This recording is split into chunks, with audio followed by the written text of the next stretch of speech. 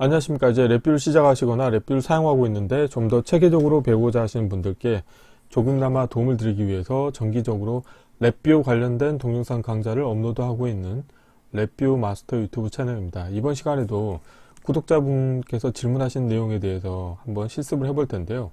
자, 구독자분께서 요청하신 내용이 뭐냐면 CSV 파일로 저장되어 있는 데이터를 불러오는데, 보통 CSV 파일 같은 경우는 이제 구분 문자로 데이터가 구분되어 있는 어떤 저장된 데이터 포맷이 되겠는데, 이때 데이터가 구분되는 방법이 이제 두 가지가 있다고 합니다. 그래서 스페이스로 데이터가 구분되어 있던지 아니면 세미콜론으로 구분되어 있는 경우에 관련된 데이터를 랩뷰로 불러올 때 구분해서 불러올 수 있는지에 대해서 질문하셨고요. 그래서 예를 들어서 자, 위와 같이 CSV 파일이 있다고 가정을 했을 때 보시는 것처럼 자, 행이 3개가 있고 열은 하나인 배열이죠. 1차원 배열 데이터인데 하나의 행에 보면은 A, C, D 세미콜론 있고 E, F, G 세미콜론 그 다음에 H 있고 I가 있는 거죠. 그래서 여기 보면은 A하고 C, D 사이에 간격이 스페이스가 있기 때문에 다음과 같이 랩뷰로 불러올 때는 A, 그 다음에 또 하나 원소는 CD, 그 다음에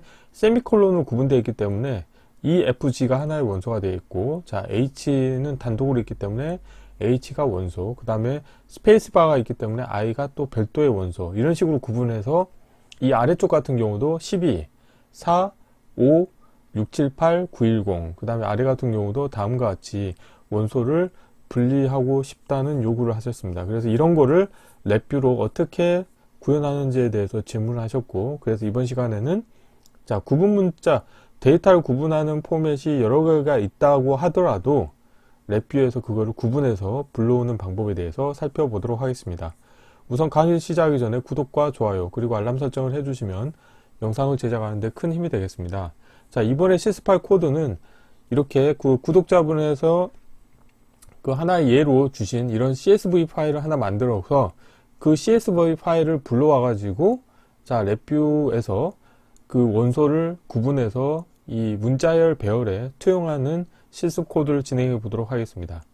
그래서 프론트 패널 UI는 다음과 같이 자, 경로 컨트롤이 하나가 있겠습니다. 그래서 이 test.csv 파일을 불러오기 위한 이 경로 컨트롤이 하나가 있겠고요. 그리고 첫 번째 같은 경우는 이제 모든 행이라고 해가지고 이거는 자, 여기 블록 다이어그램 코드를 보시게 되면은 자, CSV 파일로 저장되어 있는 데이터를 불러올 때 사용하는 함수가 구분된 스프레드시트 읽기라고 하는 함수가 있습니다. 그래서 여기에서처럼 라인피드 상수를 구분 문자로 주고 읽어올 데이터 포맷은 자, 문자열이라고 명시적으로 선언을 해주신다고 하면 다음과 같이 처음에 CSV 파일을 불러오시게 되면은 이렇게 자, 3개의 행을 가지고 있는 자, 1차원별 문자열 데이터를 가져오실 수가 있습니다. 그래서 이게 이렇게 인디케이터의 값이 투영이 된 것을 확인하실 수가 있겠고요.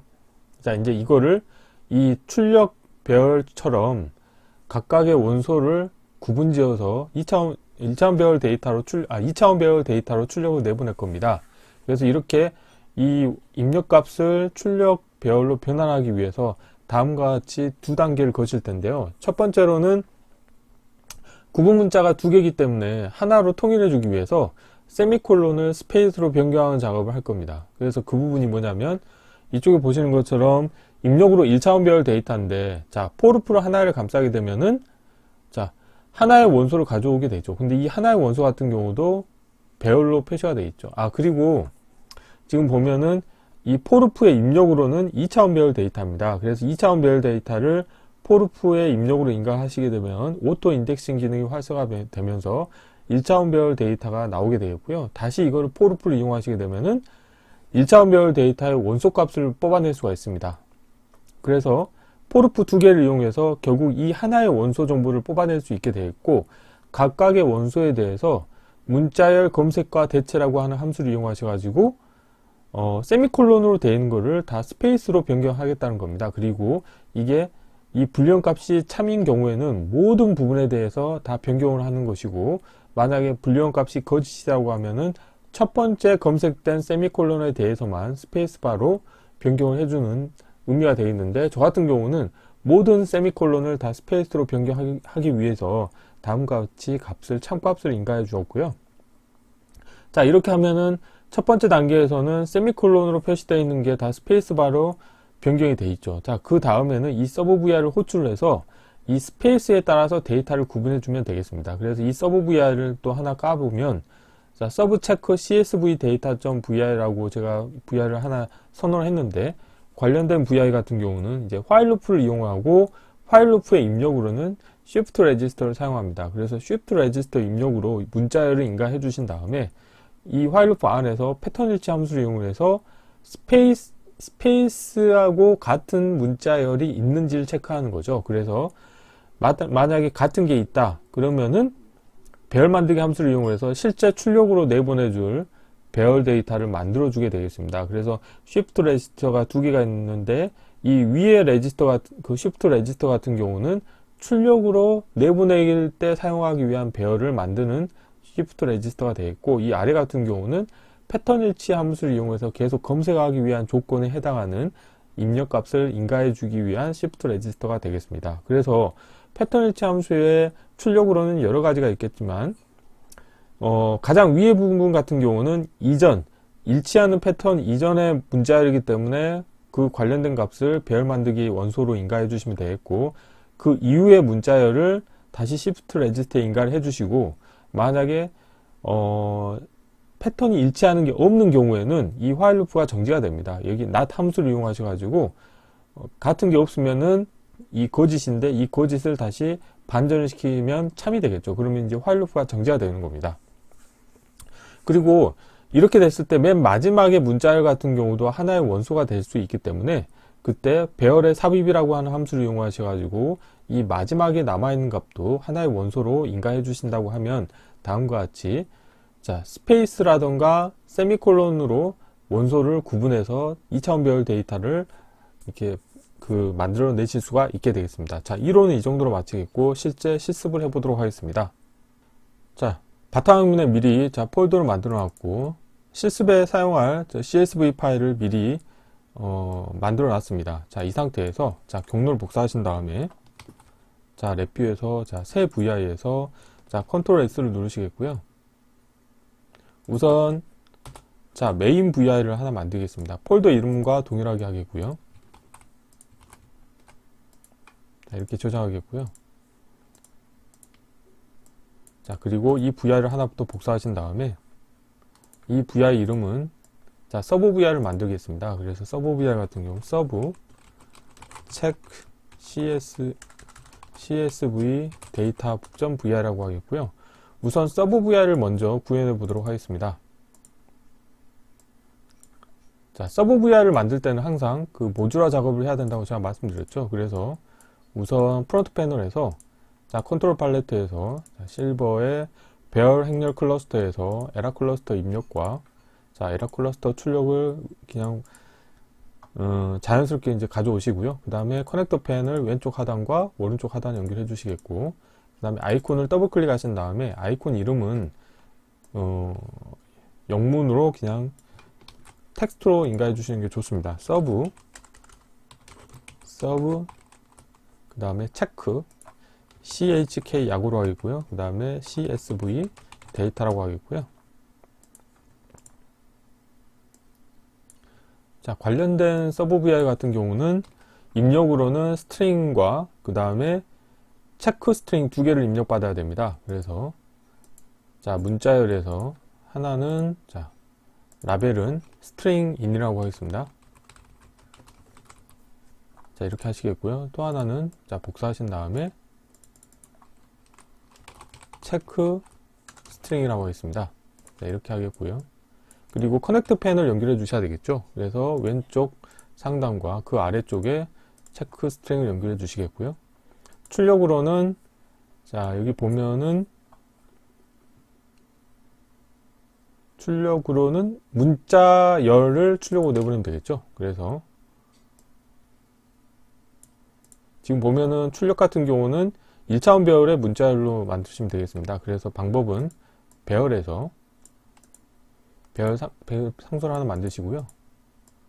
그 다음에 배열의 원소로는 문자열을 넣어 주시겠습니다. 그런데 인디케이터 변경해 주시겠고요. 이렇게 하시겠고,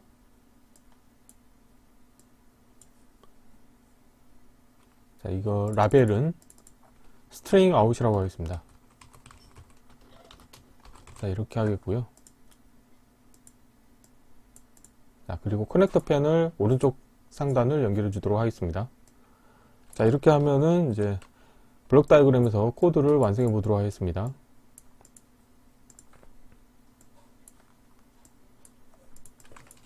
우선 케이스 구조를 하나 불러오겠고요. 자, 케이스 구조를 하나 좀 크게 불러오겠고요. 케이스 구조의 입력 선택자로 에라 클러스터 연결해 주시겠고요. 에라가 있는 경우에는 그냥 에라를 그대로 출력으로 내보내 주시면 되겠고, 에라가 없는 경우에도 자, 일단 에라를 출력으로 내보내 주고, 자, 여기에서 코드를 완성해 보도록 하겠습니다. 자, 입력으로 자, 스트링하고 이제 체크 스트링 두 개를 입력받죠. 그래서 자, 저는 이제 화일 루프를 이제 운영할 겁니다. 그래서 화일 루프를 하나 자, 불러오시겠고요. 화일 루프에는 이제 시프트 레지스터를 두 개를 사용할 겁니다. 그래서 첫 번째로 시프트 레지스터를 추가하시고, 시프트 레지스터의 입력으로는 이 스트링 인을 값을 인가해 주시겠고요.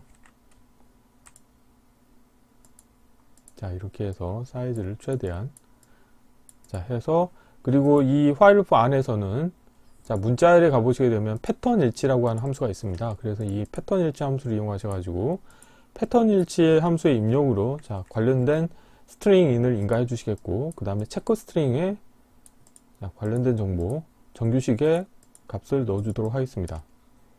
그리고 자, 비교해서 같은 함수를 불러오셔가지고 자, 패턴 일치의 출력으로는 여러 개가 있지만 이 가운데 보면은 일치된 부분 문자열이라는 게 있습니다. 그래서 이거와 입력으로 인가한 자, 체크 스트링 두 개가 같으면 일치하는 부분이 있다는 거죠. 그래서 같은 경우에는 자, 케이스 구조를 또 하나 이용하셔가지고 같은 경우에는 자, 이런 경우에는 이제 그 이전의 문자열을 원소로 이제 뽑아낼 겁니다. 그래서 자, 배열에서 배열 만들기 함수를 하나 또 불러오시겠고요. 배열 만들기 하나의 원소 값으로 이전 문자열을 인가해 주시면 되겠죠. 자, 그리고 자, 출력으로 내보낼 데이터를 만들기 위해서 시프트 레지스터를 하나 추가하겠고요. 자, 배열 만들기 함수의 한쪽 입력으로는 관련된 시프트 레지스터 값을 넣어 주시겠고, 출력 값을 다시 시프트 레지스터에 인가해 주시면 되겠습니다. 자, 이렇게 하시겠고, 자, 사이즈를 좀 컴팩트하게 하기 위해서 좀 더 내리겠고요. 그리고 시프트 레지스터를 사용할 때는 항상 초기화를 해 주셔야 됩니다. 그래서 생성에 상수하셔가지고 자, 초기화를 해 주시겠고요. 만약에 같은 게 패턴이 일치하는 게 없다고 하면은 그냥 시프트 레지스터 값을 바이패스 시키면 되겠고요. 자, 이렇게 하시고, 그리고 화일 루프의 정지 조건으로는 자, 불리언의 not이라고 하는 함수를 이용하셔가지고 이 패턴 일치하는 부분이 없는 경우에는 이 값을 반전시켜서 화일 루프를 정지시키도록 하겠습니다. 이렇게 하시게 되면은 패턴이 일치하는 게 없으면 정지가 되겠죠. 자, 그리고 자, 여기에서 이제 보면은 패턴이 일치하는 경우에는 이전 문자열을 이제 잘라냈기 때문에 이후 문자열을 가지고 또 비교를 해야 되겠죠. 그래서 이후 문자열을 불러와 가지고 연결해 주시면 되겠고, 만약에 일치하는 게 없다고 하면은 이전 문자열 그냥 그대로 내주시면 되겠죠. 그리고 자, 이 상태에서는 맨 마지막 값이 원소가 남아있기 때문에 그 마지막 원소 값을 이 최종 출력 값에 추가를 해 주셔야 됩니다. 그래서 이 배열에서 자, 배열의 삽입이라고 하는 함수를 이용하셔 가지고 라벨은 보이게 하겠고요. 입력으로 배열을 인가해 주시겠고, 자, 여기에 원소로 새 원소로 이 관련된 값을 넣어 주시면 되겠죠. 이거는 이제 마지막 남아있는 일치하는 경우가 없는 경우에 남아있는 원소 값을 추가해 주시면 되겠고, 여기에 미리 만들어 놓은 스트링 아웃을 연결해 주시면 되겠습니다.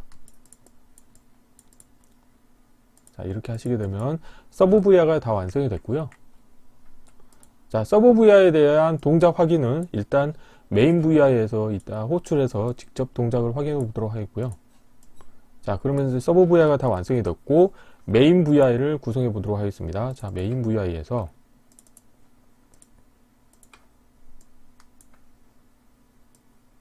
자, 메인 VI에 일단 UI 같은 경우는 자, 경로 컨트롤이 하나 있어야 되겠고요. 자, 경로 컨트롤. 자, 경로에서 파일 경로 컨트롤 하나 불러오시겠고요. 자, 라벨은 로드 파일 패스로 하겠습니다. 그리고 경로 컨트롤을 사용하실 때는 항상 이 탐색 옵션을 보셔야 되는데, 저 같은 경우는 파일을 불러오는데 기존 데이터를 불러올 거기 때문에 디폴트 값 그대로 사용하시면 되겠고요. 자, 폴더를 다시, 자, 폴더 경로를 복사하신 다음에 붙여 넣으시겠고요. 여기에다가 자, 경로를 test.csv 파일을 불러오겠습니다. 그리고 이 관련된 것을 선택하신 다음에 선택된 값을 기본 값으로 하시게 되면은 이 랩뷰를 종료하고 나서 다시 실행할 때도 이 관련된 값으로부터 시작을 하실 수 있게 되었고요. 자, 여기에서 이제 블록 다이그램 코드를 구현해 보면서 자, 프론트 패널에 UI를 추가하도록 하겠습니다. CSV 파일 데이터를 먼저 불러와야 되기 때문에 불러올 때 하는 방법은 자, 파일 IO에 가보시게 되면은 구분된 스프레드시트 읽기라고 하는 함수가 있습니다. 그래서 이거를 자, 주석으로 구분된 스프레드시트 읽기라고 하는 함수가 있는데, 관련된 함수의 입력으로 자, 파일 경로를 인가해 주시면 되겠고요. 그리고 저는 불러올 때 문자를 데이터 타입으로 읽어오겠고요. 그 다음에 여기 보시게 되면 구분 문자가 기본은 탭으로 되어 있는데, 저 같은 경우는 구분 문자를 라인피드 상수로 하겠습니다. 그래서 한 줄씩 구분해서 자, 하도록 하겠고요. 그리고 데이터 포맷 같은 경우는 자, %s면 자, 문자열 데이터 타입이죠. 자, 그래서 여기서 보면은 출력 값으로 모든 행이라는 게 있는데, 생성에 자, 인디케이터를 하나 만들어 가지고 이 관련된 값을 한번 확인해 보도록 하겠습니다. 자, 더블 클릭 하시고, 자, 여기에서 저는 자리 맞춤만 가운데로 하겠습니다. 한번 실행을 해 볼게요. 자, 실행을 하시게 되면은 자, 2차원 배열 데이터를 불러왔는데, 지금 CSV 데이터에는 관련된 자, 삼행 일렬 데이터밖에 없습니다. 그래서 이제 지금 부분 보시게 되면은 각각의 원소에 대해서 지금 스페이스바나 또는 세미콜론으로 데이터가 구분이 되도록 지금 저장이 되어 있는 거죠. 그래서 이거를 실제 문자 열로부터 원소를 하나씩 뽑아서 2차원 배열 데이터로 만들 겁니다. 자, 그래서 우선 첫 번째로는 이제 구조에서 포르프 함수를 이용해서 자, 원소를 하나씩 뽑아낼 겁니다. 일단 첫 번째로는 마우스를 갖다 대면은 친절하게 2차원 배열 데이터라는 거를 이제 확인하실 수가 있게 되고요.